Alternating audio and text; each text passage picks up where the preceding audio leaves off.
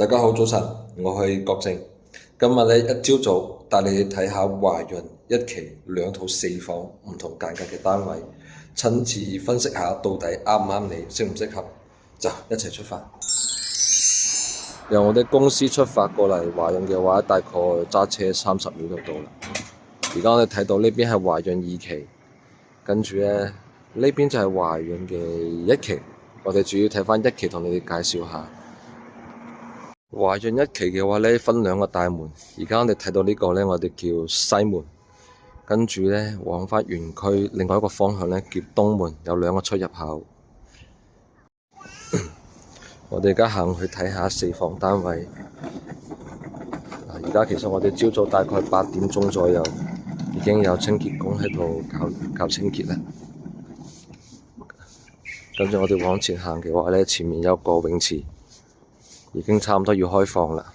大陸呢邊咧係一個情況，基本上咧冇會所嘅屋苑嘅話咧，都係6、7月份、8、9月份先會開嘅泳池，因為佢哋平時運營嘅話成本比較高，一般係放暑假先會開嘅。跟住我哋沿面行落去，呢度就係園區情況咯。新加坡式嘅園林設計，都好多香港人或者大陸客戶都鍾意呢度。成個屋苑設計嘅話，一共有10座樓。今日我主要講係4座同7座。然後陣間你睇嘅四房單位咧，華潤一期主要得3種，另外有種咧係百四方就唔介紹先，因為冇咩筍盤。而家我哋介紹117平方橫廳嘅四房，同埋119平方豎廳嘅四房，完全設計唔同嘅，大家可以一齊睇下你鍾意邊一種。我哋睇返呢邊東門嘅入口，仲有個景觀泳池，而家冇開，喺度搞清潔。前面都有個姐姐喺度搞緊。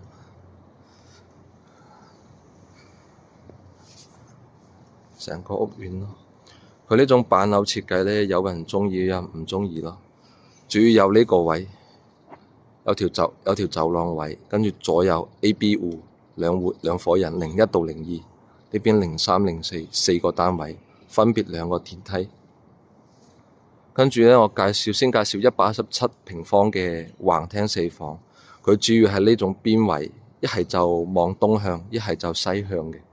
而家我哋睇7座樓上9樓嘅單位。嗱，我哋先睇返大堂7座，稍微暗一少少。跟住咧，佢每個1樓其實都有個所謂嘅飯會所咯。而家啱啱拖咗地，有啲大家玩嘅地方。呢邊咧有個兒童設施，小朋友玩嘅地方。跟住我哋正式搭電梯啦。我哋而家係睇04單位，要搭 B 梯。一個電梯上2層單位，仲可以去返其他另外01同埋02嘅。我哋電梯出嚟嘅話咧，有2夥人，03、04，我哋介紹04嘅。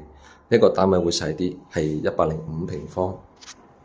嗱，我哋入返去咧，首先呢個天井位，等邊位嚟嘅喎，自己用嘅。入到去咧，首先會見到個好大嘅廳，一個橫廳。露台個 view 咧，一陣間先影畀你睇，因為最大嘅賣點就係呢個位啦。2間房，有間玻璃門嘅房，呢個都係交樓標準嚟嘅。呢個單位業主租過一次，跟住租咗1年啫，跟住而家好乾淨嘅，好企理。廚房好像新的一樣，好乾淨，全部搞好晒清潔。跟住睇埋另外2間房。首先我哋睇下客廁呢個位置，乾濕分離，洗手盆喺出邊，廁所喺入邊。呢個係另外一間客房。跟住睇返主人房，主人房嗰個窗係望南向嘅。跟住到時你哋可以做排 L 型嘅衣櫃，擋下嗰個廁所對住張床。跟住可能比較缺點嘅話就係呢個廁所咧就比較暗啲個光線。呢個間隔咧，反正都多香港人鍾意嘅，本地客戶一半一半。有啲人唔習慣呢種設計。我哋睇翻嗰個露台啦，首先一個超級長嘅露台，同埋嗰個 view 係好靚，邊個客戶睇咗都好鍾意，我都帶咗好多批客戶。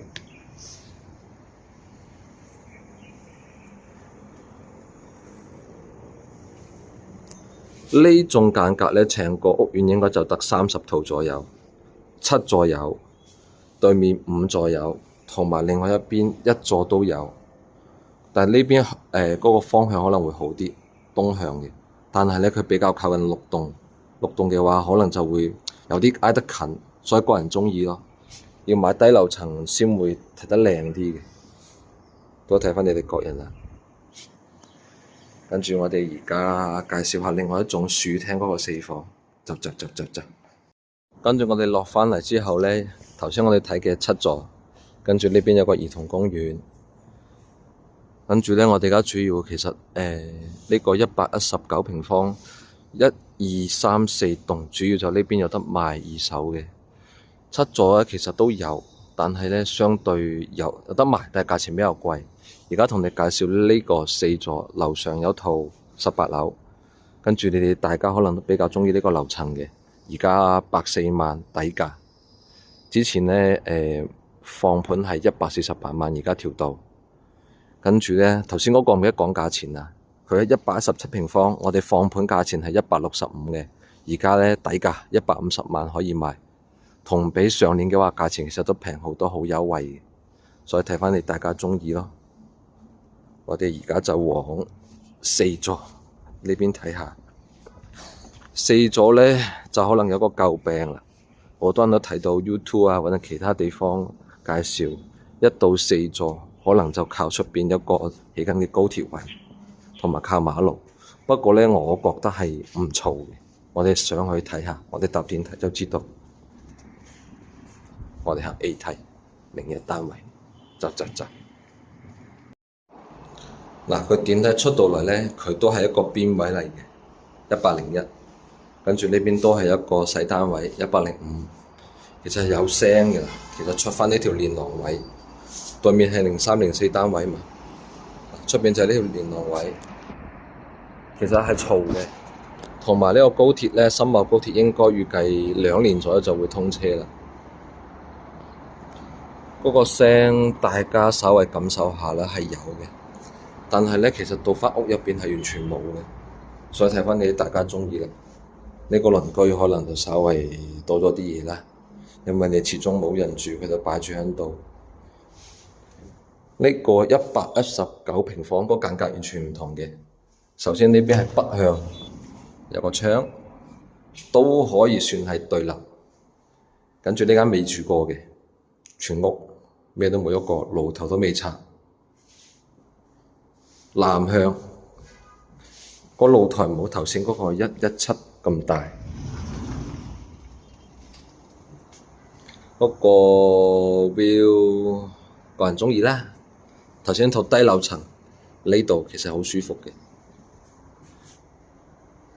跟住都比較冇乜特別嘅。跟住後面4間房，主人房可能比較特別啲，會大啲。首先第一間房南向，客廁紙都未拆，跟住北向有間房，南向仲有間房。呢個我哋睇返主人房啦，有個套廁嘛。有個留咗一個算係衣帽間啦，呢邊個位置都可以做衣櫃嘅，個廁所比較大。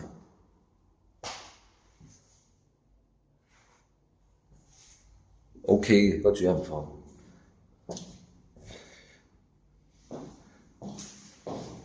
都係南向嘅。其實而家華潤主要就呢2個4房單位喺度賣咯。6座嗰個140方咧，嗰個4房就有得賣，但係比較貴，冇必要。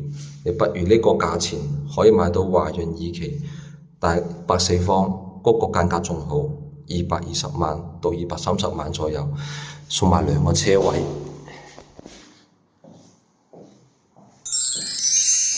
嗱，今日同大家介紹到差唔多啦，華潤一期4房單位，或者後期大家有咩想了解租盤或者售盤，西區、石岐區、貨櫃開發區、其他鎮區想了解嘅話，都可以問我微信啊，或者咩形式私信我都可以。